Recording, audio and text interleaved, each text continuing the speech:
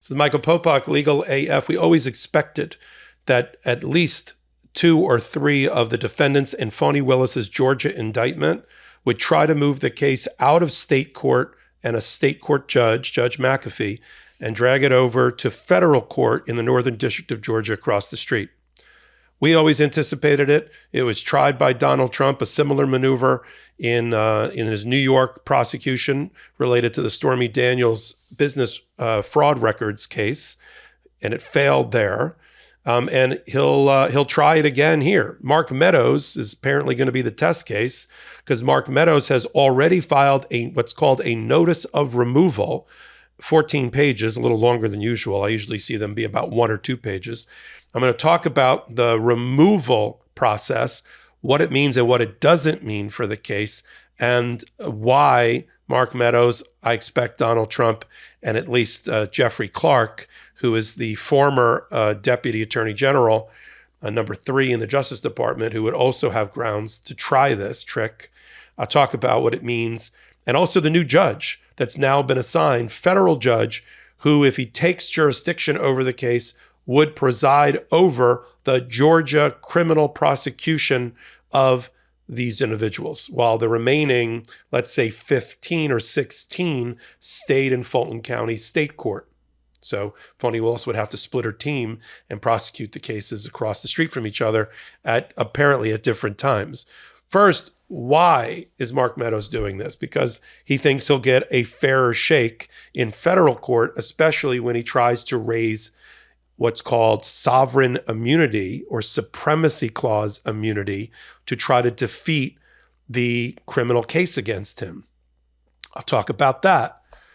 First, let's mention who the judge has been assigned, because we have a judge. It's Judge Stephen C. Jones. He's an Obama appointee. He was a former assistant district attorney, not in Fulton County, in some other county in Georgia. He is a former Superior Court judge, state court judge, not in Fulton County. And he was appointed by Obama and confirmed by the Senate 90-0. And he's led an exemplary judicial career ever since. He hasn't had as high-profile cases as some, but he is a very well-respected jurist on the Northern District of Georgia, which covers Atlanta and Fulton County, and whose appellate court is the 11th Circuit, the same 11th Circuit that is the appellate court over Florida, Judge Cannon, and things related to Mar-a-Lago, just to kind of set the stage. So first, what is the removal that they're trying, and why are they trying it? Under 28 U.S.C. United States Code Section 1442, there's a provision that a person who was a federal officer and was acting under the color of his office, right? There's a causal connection between the office, the duties, and the crime or the charges against them, and who has a good faith federal defense to the state court crimes, to the state crimes. In this case, Mark Meadows is suggesting he has Supremacy Clause sovereignty.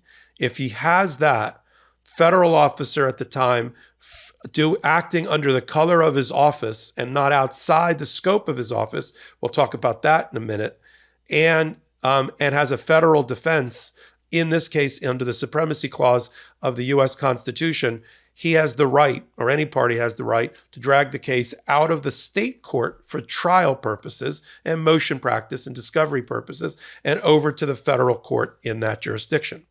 That's what they're trying. They got Stephen Jones. I'm not sure Fani Willis necessarily is going to fight having Stephen Jones be the lawyer, the judge for her. He might be a very good pick. Out of the 15 judges that sit in the Northern District of Georgia Federal Court, 4 were appointed by Trump. So we didn't get one of those. We got an Obama appointed judge. And you can make your own conclusions from that. Why is Meadows trying so hard?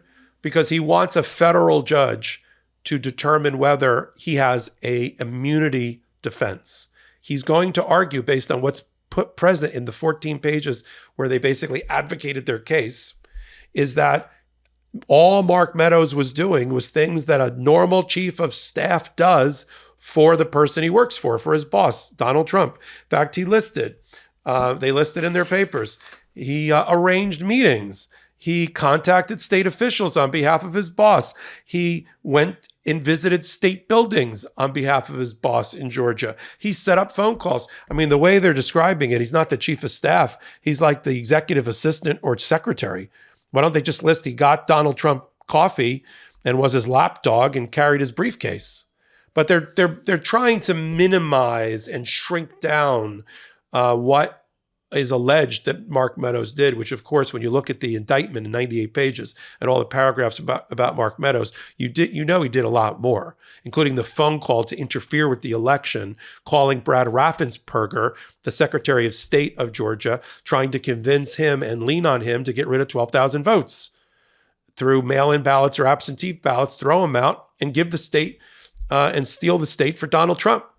Is that within the course and scope appropriately of a chief of staff? And that's going to be the issue, regardless of which court it's in. If it stays in state court, Judge McAfee, who's the youngest and newest judge who just got appointed in February, but is presiding over this case, is going to have to decide. He can read federal law and apply it just like anybody else, right? He'd been a federal prosecutor himself back in the day. Or is Judge Stephen Jones going to make these decisions? The first decision Stephen Jones has to make after seeing this notice of removal, full briefing, and likely a hearing in the month of August, early September, is there proper grounds to pull the case across into federal court? Now, let me just clear up some misconceptions I always see in social media whenever on Legal AF here on the YouTube channel for MeidasTouch, we ever bring up this issue. This does not change the prosecutor. It will stay Fani Willis, state prosecutor, Fulton County. It does not change the type of law, in this case, Georgia's state criminal law, penal code law that's applied. It doesn't convert it into federal case law, federal crimes. It doesn't create if he's convicted in federal court, it doesn't create an opportunity for Donald Trump, if he's reelected, God forbid, to pardon him. He would be convicted of state crimes in a federal court. Happens every day. State issues get decided in federal courts, civilly and criminally, every day, either under the diversity jurisdiction provision, which puts parties from different states or countries and states who have business disputes or other disputes in federal court, and criminal cases that belong in federal court, even ones that are state law based. So again, highlights: prosecutor stays, investigators stay, Georgia's criminal law stays, right? The only thing that goes is the courthouse. And it does not make it federally, presidentially subject to pardon just because it happened in a federal courthouse. We're just talking real estate. We're just talking a building. But why then does Mark Meadows and the others want to be there? Because they think it'll be a better place for them. I mean, they didn't really wait to see, to be honest, who the judge would be in Georgia. McAfee although he's 34 years old and has only been a judge for a short amount of time, and in fact, he'd never been a judge. He'd been the inspector general, the chief Boy Scout for the state of Georgia under the governor, investigating public corruption and crime and civil matters, and never been a judge. But he's a Federalist Society member from law school. Yes, he worked under Fani Willis when she was the head of the complex litigation department of the Fulton County DA before she became the Fulton County DA. But they didn't really even wait to see what he was going to do next. They were like, we'd rather be in federal court. Maybe we'll get a Trumper. Well, they didn't. But they still probably believe, his lawyers, that they'd rather brief and argue and then have the 11th Circuit with Judge William Pryor, Chief Judge, presiding, handle the issues of immunity, federal constitutional immunity, than a state court, appellate court judge sitting on the Georgia Supreme Court. And so it's probably not a bad decision if I were representing, which I'm not, Mark Meadows, to do that. And if they stay with Jones, either because he He agrees that of all these factors are present to allow, or Fani Willis doesn't fight and they stay there. Then the 11th Circuit and then the U.S. Supreme Court will be the ultimate arbiter. It's really Meadows trying to get over here into the federal system to take him up to federal courts for appeal all the way up to the Supreme Court. And that's the rationale. I'm sure Donald Trump's going to do the same thing. I'm sure Jeffrey Clark. The rest won't be able to because they weren't federal officers. Some may argue that they were working under the color of a federal officer and given direction by one, and they should get some sort of immunity as well. I don't think that works. But that doesn't mean they're not going to try. You could see Rudy Giuliani try this trick. You could see Sidney Powell or Jenna Ellis or Ken Cheeseborough or any of them. The Georgia proper people, half of the defendants that are just Georgia people that did bad Georgia things as alleged, they're going to stay in the Georgia State Court. And we'll see how many of these people try to flock over to the federal courthouse. We'll follow it now that you know about the judge, you know about the procedure, you know about the immunity, the Supremacy Clause immunity. And one last thing to round it out, because you'll hear a lot of people throwing around the term immunity. There is another type of immunity we've talked about on Legal AF. It's called the Westfall immunity. And it's basically an immunity from suit, meaning a person can't be sued if they're a federal officer and they were acting in their capacity as a federal officer when they did the bad thing, and they're sued civilly under what we call a tort, which is an injury, either a business injury, a physical injury, personal injury. A tort is committed, and they're sued for that tort in state or federal court. They have immunity. They can say, no, even though I did the thing, I'm immune from suit based on the Westfall immunity doctrine. And what happens is the U.S. government steps into the shoes and intervenes and substitutes in for the person named and then asserts its sovereign immunity. You can't sue the U.S. government unless they want you to. We're not there because this is not civil. These are criminal claims and criminal counts against Mark Meadows and the others. So Westfall immunity doesn't apply, but Supremacy Clause immunity under the Constitution, Article 6, Clause 2 would apply. And so that's why they're fighting to get over into the federal track for appeal purposes. I'll follow and break down concepts just like this one at the intersection of law and politics, one place, the MeidasTouch YouTube channel. We pull it all together. You like hot takes? You're going to love our long format podcast. We do it for about an hour, hour and a half. On Wednesdays and Saturdays, we pull together and curate the best stories of law and politics, and we do the analysis for you using our vast experience as longtime practitioners in courthouses and courtrooms, just like the ones we're describing.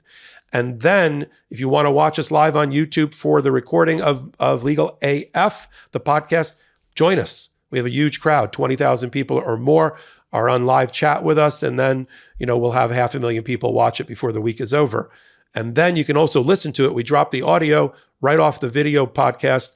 You can pick it up everywhere audio podcasts are platformed, including Google, Spotify, and Apple. If you like what I'm doing, I'm Michael Popok. You can go find me on the YouTube channel for MeidasTouch. Slide over to playlist, look for Michael Popok. You'll find all of my hot takes and analysis there in one convenient location. You can also follow me on social media, including now on Threads at MS Popok. This is Michael Popok. Until the next hot take from Legal AF. Hey Meidas Mighty, love this report? Continue the conversation by following us on Instagram at MeidasTouch to keep up with the most important news of the day. What are you waiting for? Follow us now.